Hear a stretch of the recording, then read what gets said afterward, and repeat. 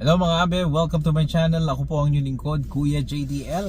At welcome po sa ating kwentuhan ngayong break time ko. And happy Valentine's Day. And Toronto Life, no? Ito, nasa break time tayo.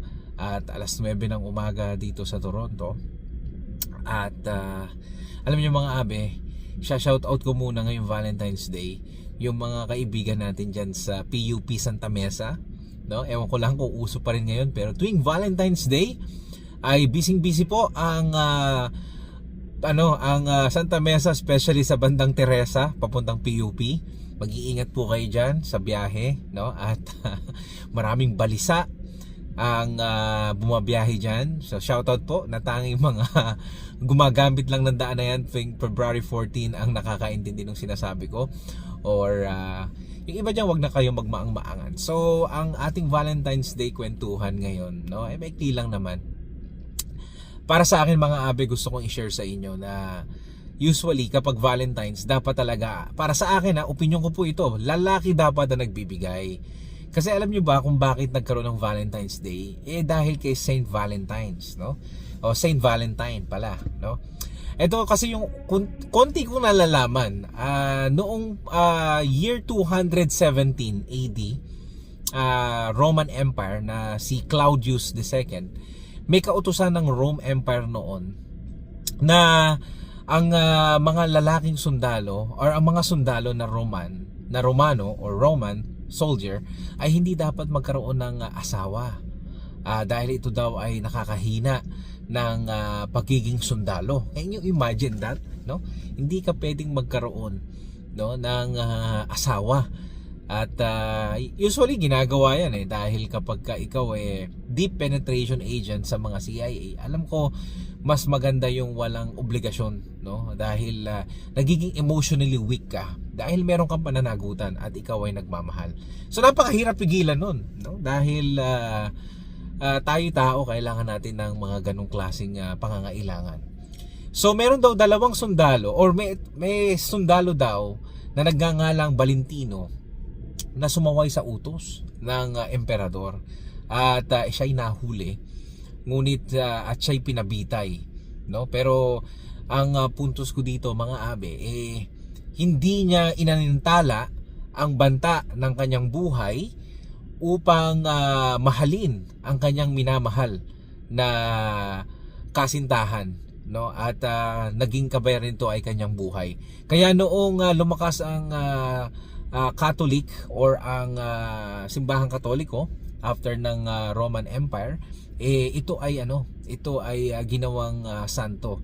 I think dalawa, no? Hindi ako nagkakamali. Research na lang, dalawa yung sundalo na yun na parehong Valentino ang pangalan. Kaya sila ay pinarangalan ng Roma, ng Papa sa Roma, at ginawa silang mga santo. At ito ay nangyari daw, yung kanilang pagpatay tinatalang February 14, no? Na magkaibang taon. So yun lang. Kaya para sa akin, lalaki dapat yung nagbibigay, kasi yung kauna-unahang Valentine's Day na ang kahulugan, buhay ang binigay noong lalaking yung sundalo para sa kanyang minamahal. Hindi hadlang ang kamatayan upang magmahal ng tapat at dakila. Wow! Di ba? Hugot na hugot yan. So, kaya tayo mga kalalakihan, para sa akin, dapat tayo nagbibigay talaga tuwing Valentine's Day. It's a simple gesture na, pagmamahal mo sa iyong asawa, chocolates, and ano pa ba? Flowers, di ba? Yung natin. Sandali, meron akong Valentine's message sa inyo. Sorry sa aking sa tawag dito. Meron ang tawag doon yung shadow. No, nasa kotse lang ako dahil hindi ako pwedeng mag-content doon sa trabaho, mapapagalitan tayo, no? May tsokolate ko dito. Dove chocolates, no? Kulay purple. Well, may message to no? Ang sabi sa message dito, Valentine's message for today. You can't, ang tawag dito, malabo. You can't hit home run without a big swing. O yan, no? Kulay purple yan, chocolate.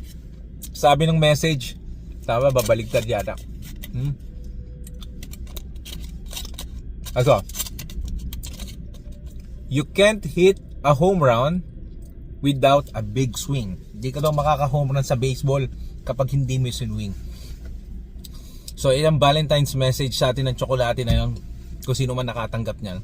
At i-share ko na rin sa inyo na hindi natin makukuha yung tagumpay kapag hindi natin sinubukan.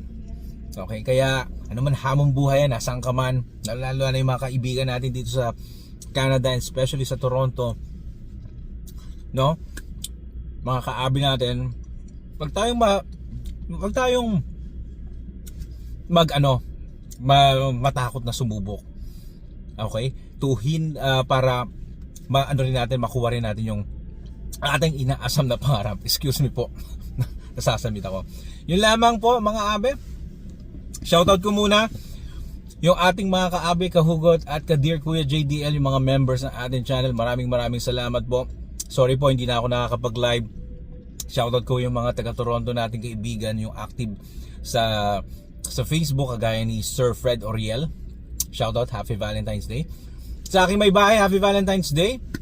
Happy birthday kay Cyril De Leon, na aking kapatid, kaisa-isa naming babaeng kapatid.